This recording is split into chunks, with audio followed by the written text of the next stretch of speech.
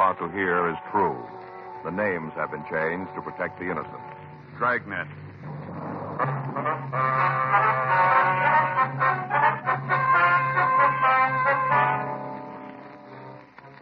You're a detective sergeant. You're assigned to juvenile detail. A series of housebreakings has taken place in your city. The articles taken and the method of operation indicate a juvenile thief. Your job, find him.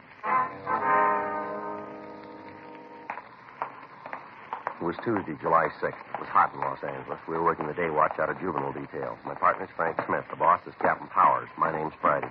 We were on our way out from the office, and it was 10:36 a.m. when we got to the old Central Jail building. Crime lab. Ray? Back here, Joe. Going back. Finishing up. Hi, Ray. Frank, how's it going? It's hot. It's going to hit the 90. Mm-hmm. Probably will, too. Any water around? Bottle over there in the corner. Help yourself. Thanks. How about you, Joe? No, thanks. You got anything for us, Ray? About the same as usual. Take a look. Same entrance. Cut the screen on one of the back windows, broke the glass, and climbed in. Any prints? None we could find. Here's a picture of the edge of the screen. Here. There, you see the cut edges. We got anything from it? Not much. The figure was done with a knife. If you come up with that, we might be able to tell you if you got the right one. Mm-hmm.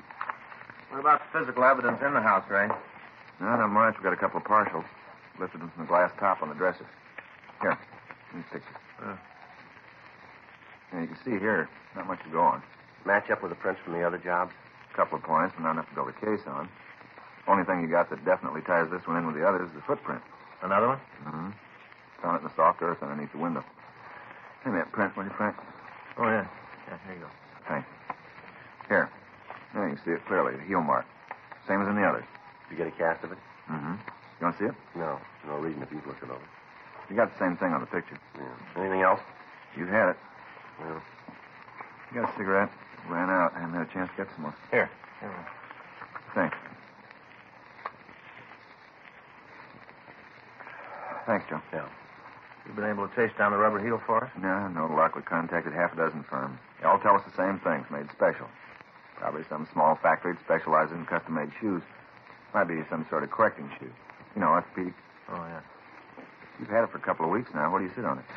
All right, well, we found it. We've talked to about every repairman in town. None of them have seen this kind of a heel before. None of them can tell us where it was made. Mm-hmm. Checked with the doctors in the area. None of them know the brand. Figured it might be one of them who sent for it. Nothing on it, though.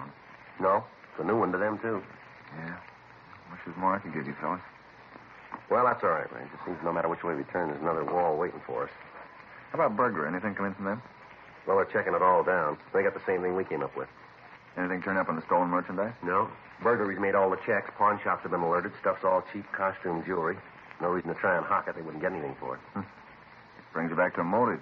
Why's he pulling the jobs in the first place? Well, Ray, we'll file that with where the heels are made. About the only thing we can figure is that some kid out for kicks gets his laughs from breaking into houses. There's no other reason. Stuff he's stolen you can buy by the carload in any dime store.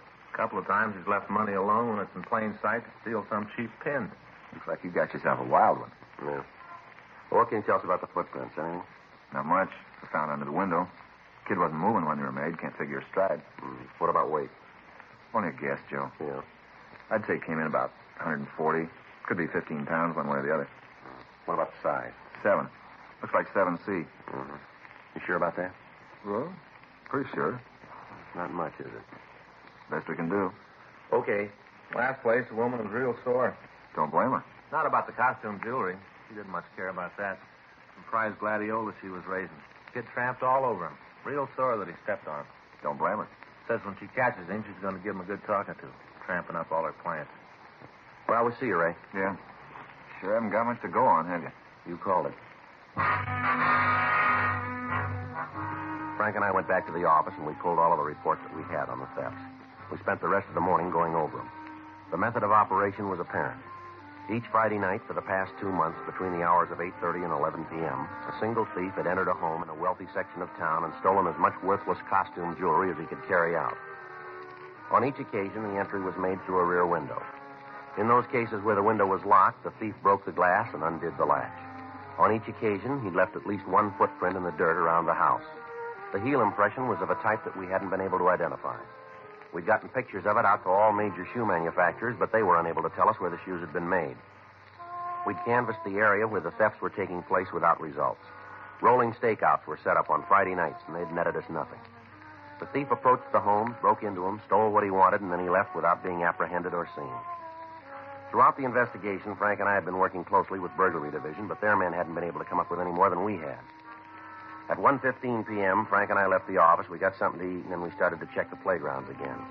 At each one, we'd contact a member of the park department and ask them if they'd seen anyone wearing a pair of shoes similar to the pictures that we had. Every place we got the same answer. None of them had.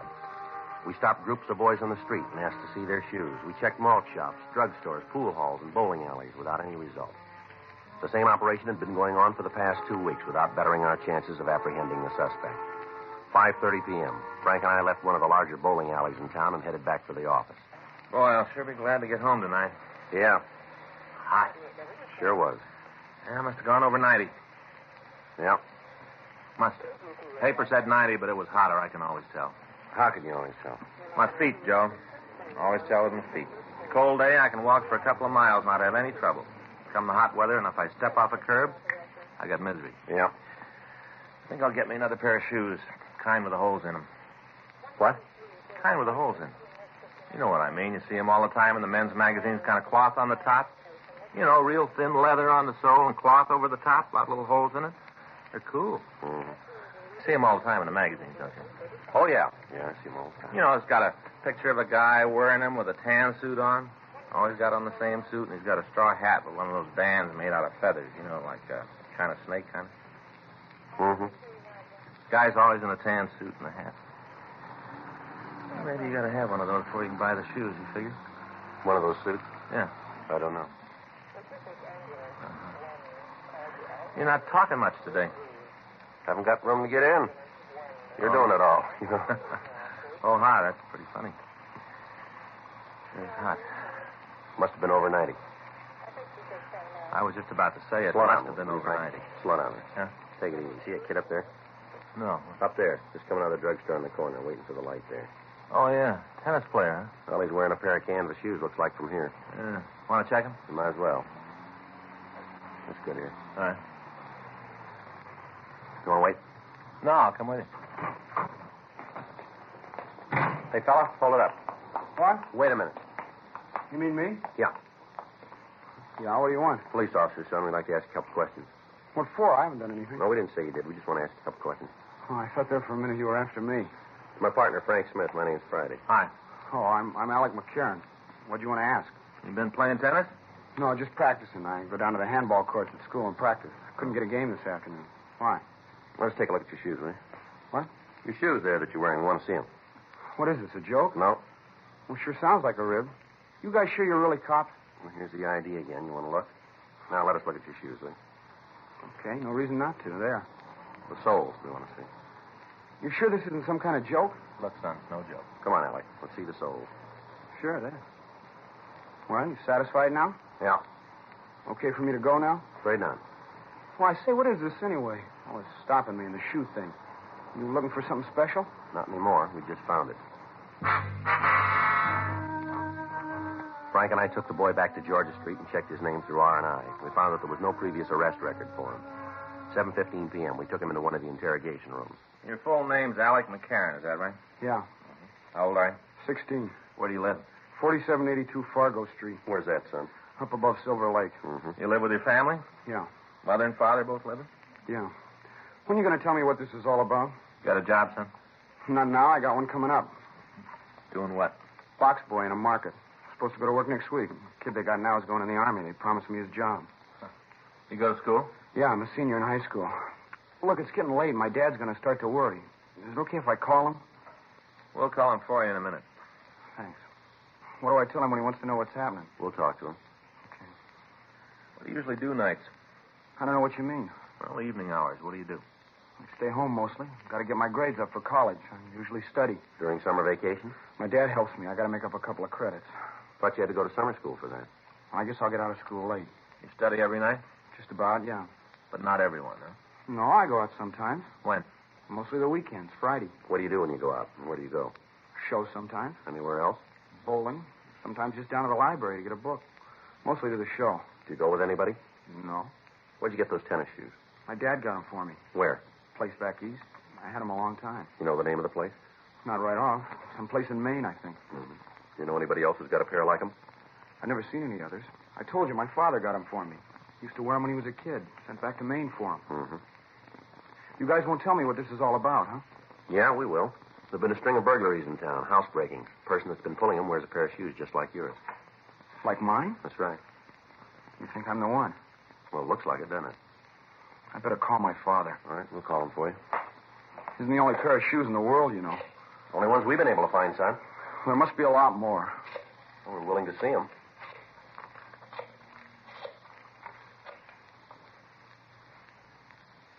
Hello, this is Sergeant Friday, Los Angeles Police Department. Who am I speaking to, please? Uh-huh. Yes, sir. Your son's here. Suspicion of burglary. That's right. Well, that may be so, Mr. McCarran, but that's the charge. Yes, sir. No. We'll bring him to his home.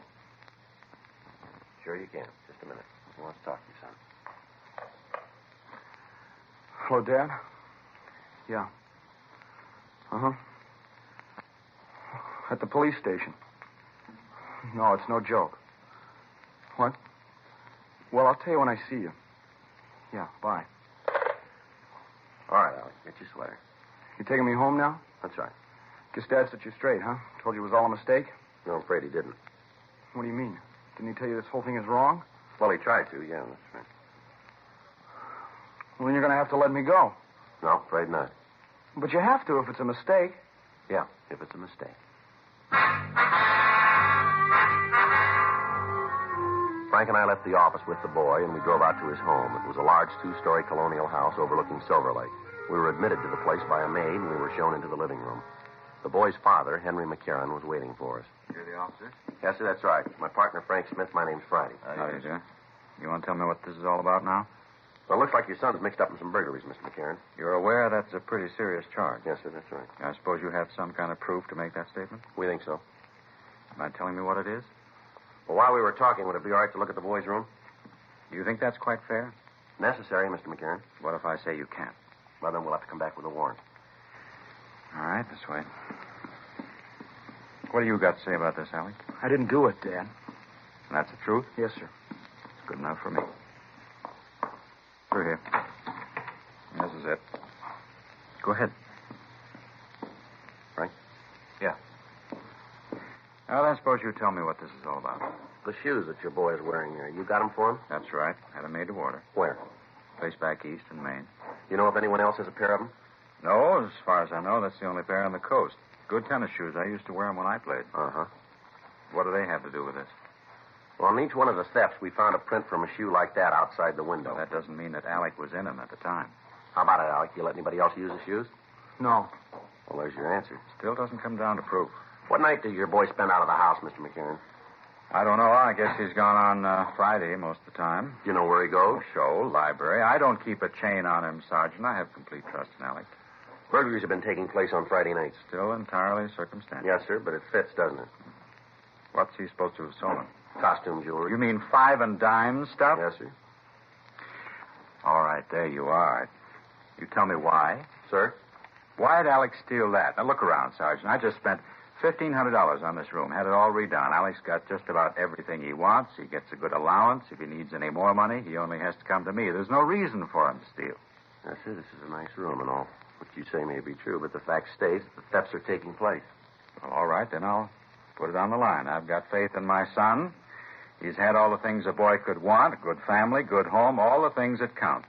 Maybe there is a thief, but it isn't my son. I know that. You got an explanation for the shoes for the Friday nights? No, I'll find one. Maybe we can try for this, too, Mr. McCarran. What? Found these in the boy's closet. Hmm?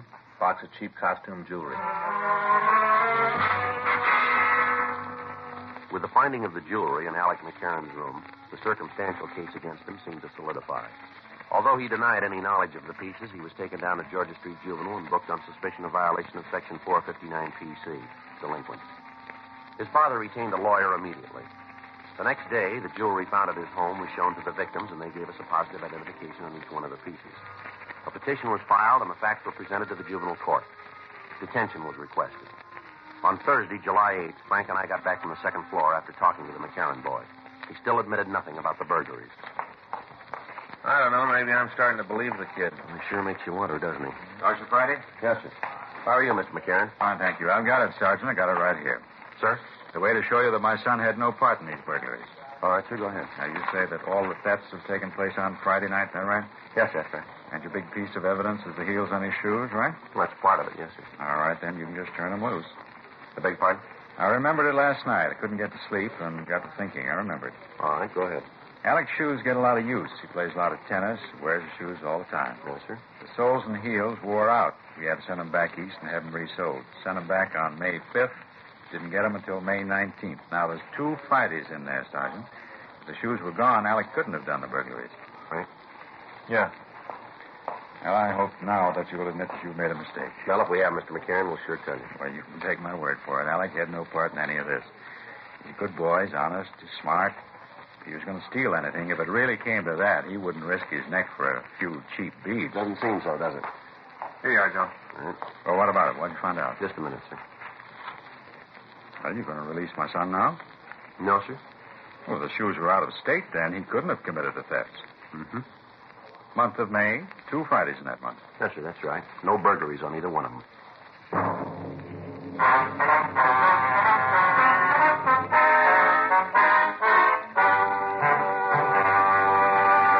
You are listening to Dragnet, the authentic story of your police force in action.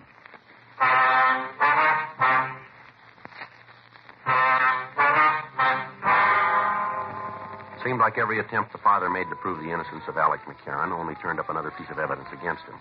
The date for his hearing in juvenile court was set, and Frank and I talked with Mr. Bowman of the probation department on the preparation of the case. From the evidence, it appeared that the boy would be found guilty. We questioned and re-questioned him. We went over every facet of his story, but he still stuck to it. At no time did he change any part of it. Saturday, July 10th, Frank and I checked into the office. Boy, it's going to be another scorcher. Yeah, probably over 90 again, huh? Yeah, over 90. More than that, Joe. I'm going over to Broadway at noon today. Pick up a pair of those shoes I was telling you about. Mm-hmm, with the tan suit. Ones with the holes in it. Not to suit the shoes, you know. Finally decided last night I need them more than a new spinning reel. I'm going to get them. Well, that's good. Anything for us? Yeah. Looks like we might be wrong about that McCarran boy. What do you mean? Another housebreaking last night. Footprints all over the place. Yeah? All of them with the same heel print.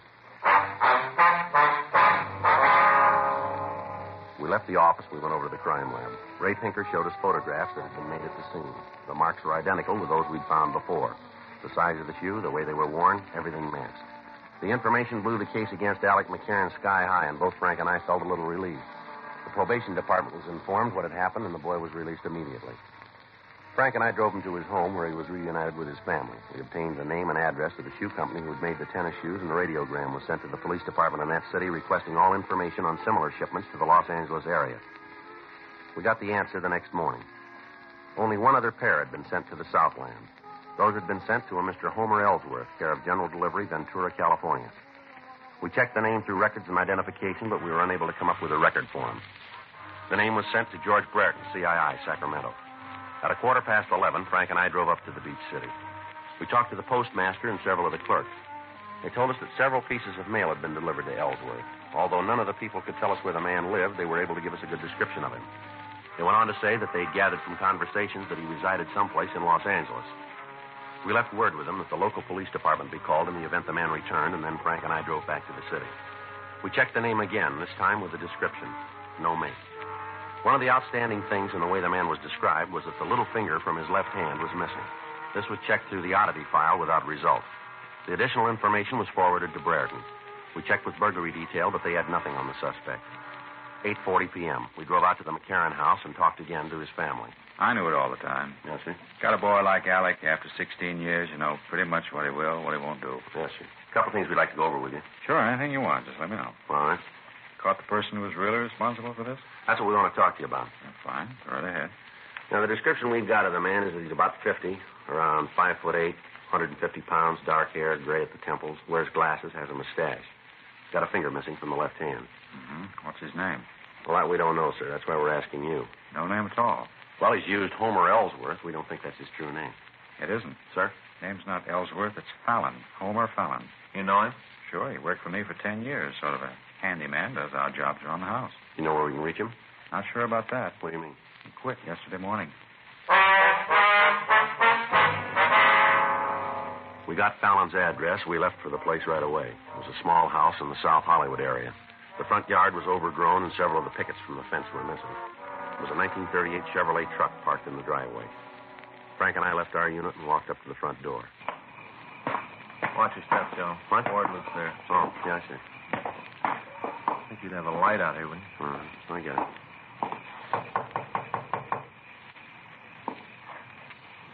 Don't hear anything. Well, he must be here. Would have taken the truck, wouldn't he? Yeah. Yeah? Homer Fallon? Who are you? Police officers who want to talk to you. Come on in. Sit down. Just fixing a little dinner. Yes, sir. Go right ahead. Spaghetti. Want some? No, sir. Pretty good. That kind that's all cooked. Just drop it in the water and heat up the sauce. Pretty good. Sure you don't want none? No, thanks. How about you? No, sir. Well, wait a minute. I'll turn down the fire and we can talk. All right, sir. You gotta watch it pretty close. Gets too cooked and you gotta eat it with a spoon. Not good that way. No, sir. Oh, you've had it, have you? You want to come in here, sir? Yeah, I'll be right with you. Open up the sauce and I'll be right there. Maybe better come in now. What? Come on in. Sit down. Go ahead. Sit down. You haven't got no right to tell me what to do in my own house. No right at all. Frank, better check the place, huh? Yeah. Here, you got no right to go through my things. We can come back with a warrant if that'd be easier And for you you. go ahead and do it. You got no right. There's something you don't want me to find? No, I got nothing to hide. Then you won't mind, will you? I will, too. You guys come in here while I'm having dinner, causing a lot of trouble. You got no right to do this. I'm an old man. I can't take a lot of excitement. And why don't you save us all a lot of time? What? You know why we're here. You know what we want. I do? Sure you do. Why don't you tell us? Big thing over nothing. That's all it is. Can you tell us about it, will you?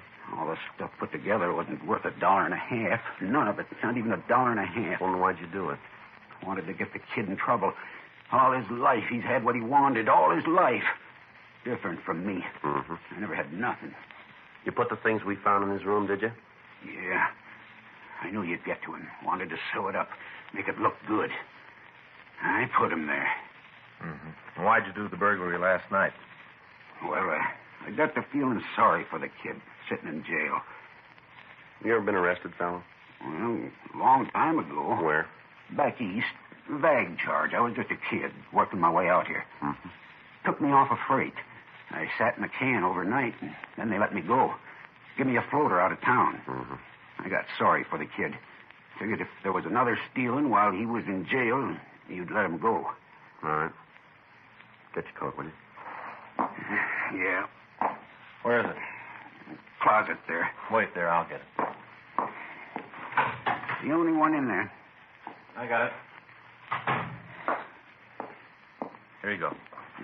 Thanks. You know, I was sorry right after. I didn't want to hurt the kid. He's really not too bad. Mm-hmm. Didn't want to cause him no trouble. And you did pretty good, didn't you? Suppose so. Well, want to go? Yeah. Oh, I forgot the spaghetti. Got to turn it off. Right. I guess it doesn't make any difference anyway. What was that, sir? Don't make any difference about you taking me to jail. Is that right? Yeah, I cooked the spaghetti too long.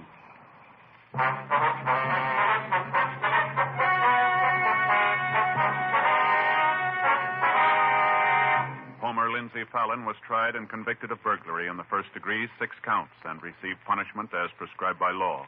Burglary in the first degree is punishable by imprisonment for a period of not less than 5 years in the state penitentiary. Dragnet is a presentation of the United States Armed Forces Radio Service.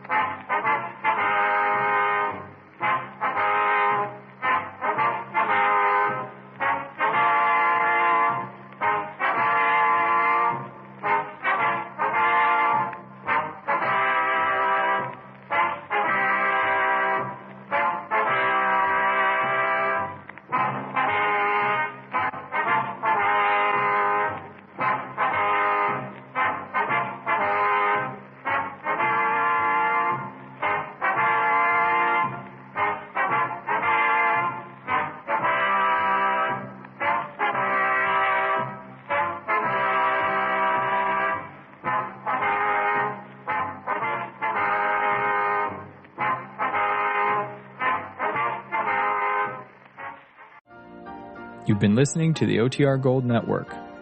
Find more classic radio at otrgold.com.